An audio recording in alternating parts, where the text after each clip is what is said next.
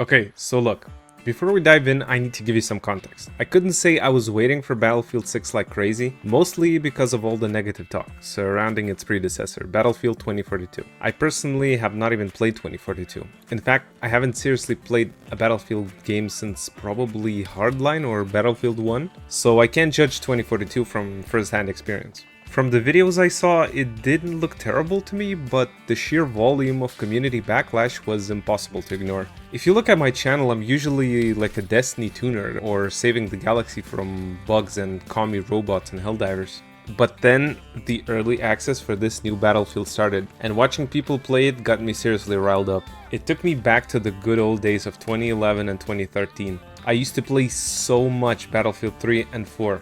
And while those days are long past, the memories live on. I can easily say that Battlefield 6 has defibrillated those memories from a deep coma. To be honest, as soon as I got my code and finished work for the day, I loaded into Liberation Peak on Breakthrough, and everything just rushed back. I felt like a 12-year-old kid again. The explosions, the screams, jets flying above, 50 sniper scope glints peeking from the mountain. It was pure, beautiful insanity. And in that first minute, I was completely hooked. I honestly just sat there and said, yes. This is it. This is Battlefield. If I had to describe it in one sentence to get a friend to play, I'd probably say this is where realism, beauty, and gorgeous scenery meet absolute chaos, explosions, and essential teamwork. Okay, enough yapping, let's get to my main points. First of all, the gunplay. It feels absolutely amazing. And I know it sounds obvious when someone says every gun offers you something different, but this time I actually felt it.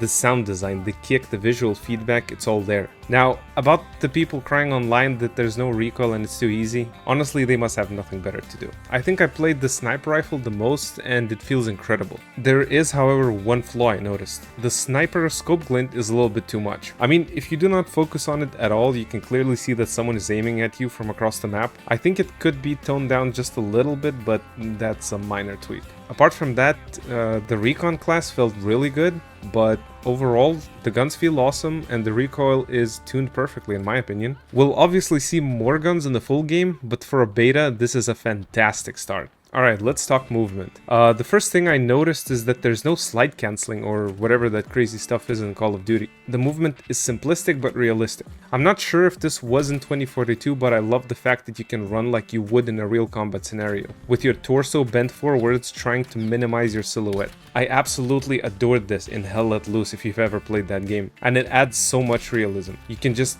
literally start imagining yourself trying to dodge those bullets, actually running like that. But maybe that's just my imagination. I'm personally not a fan of a tactical sprint in COD games. It adds a layer of depth that I'm not sure is actually necessary for a game like this. For a pure arcade shooter where speed and agility are everything, sure, but Battlefield with that system would probably not do very well. Here the movement is perfectly tuned and love how realistic it feels when you're trying to prone and crawl through the hell happening around you. And probably two of my favorite things from the beta were the seamless aiming next to the corners and definitely the tactical medical retreat. Oh my god, that retreat is an absolute blast. If you turn off the HUD and put on some cinematic music, you could literally put that footage in a movie and it would look professional. What else? Oh yeah, the maps. The maps were awesome.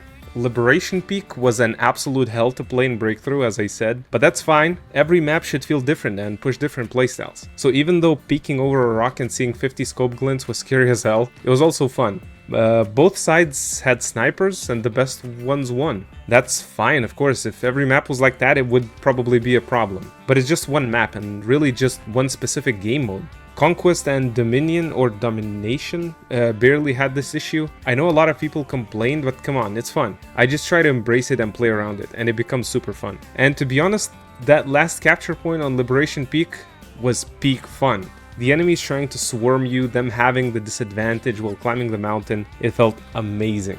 The other two beta maps were awesome too. Iberian Offensive felt a little small, but I think that's just them providing us with variety, and destruction there is incredible. On the B and C capture points, you can completely demolish every building, setting up the perfect traps and C4s for enemies on other floors. If you know, you know.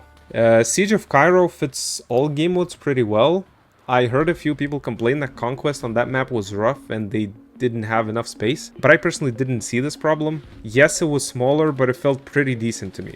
And if you have a favorite map or your favorite moments on those maps, let me know. Alright, let's talk about classes. The first thing I noticed was that the game encourages you to spread out and use different roles. Think about it. A squad without a medic isn't useless, but it's definitely weaker. A squad without an engineer can hold its own until a tank rolls around the corner. And recon, well, if not for those respawn beacons, you'd probably be running to the points a lot longer. Assault is generally a great all-rounder, good for pointing out enemies and having that insane shotgun by your side. I think they all feel pretty fairly balanced and nothing stands out to me as too crazy. Okay, maybe there is one or two things. Being able to spam RPGs when sitting on a resupply crate is a bit much. I saw people abusing it. I mean, it makes sense logically, but there needs to be some kind of gameplay tweak here. Because you shouldn't be able to just sit in one spot and shoot rockets theoretically infinitely. Maybe like a limit or a cooldown on how many you can get. The other thing is the medics. They're the core of any squad, but I was watching closely to see if they were overpowered. The only potential problem I saw was the possibility of infinitely reviving teammates with the defibrillators. If this gets some minor changes, I think the medic class will be perfect. On the other hand, the lethal headshot from the recon class is an absolute blast. It's realistic and fair. There is no way you should be able to recover from a massive sniper round to the head. This is an amazing addition. Okay, so the last thing I can think of is vehicles versus infantry. To be honest, the tanks, they feel scary, as they should. But how does the engineer role help? Are they specialized enough to take them out? In my opinion, yeah. It actually feels decently fair. Considering we don't get 5 tanks on each side, I think it's balanced. The one thing that feels off is the C4 damage. You can stick 2 to 3 C4s on a tank and it explodes instantly. However, when you throw them by someone's feet, you better get on your knees and pray, because it's a toss-up if you'll get the kill.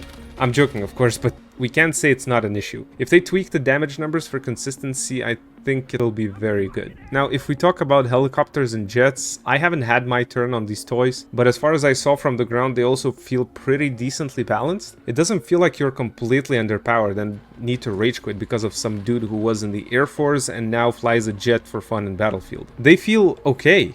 I guess we'll see how they really are soon enough, since we didn't get enough time for people to get insanely good with them yet. In the full game, I'd love to see an awesome campaign and more game modes and of course more guns, but they need to feel fair and not like you just wasted your time unlocking them. And no ranked modes. Please do not listen to the random streamers on that one.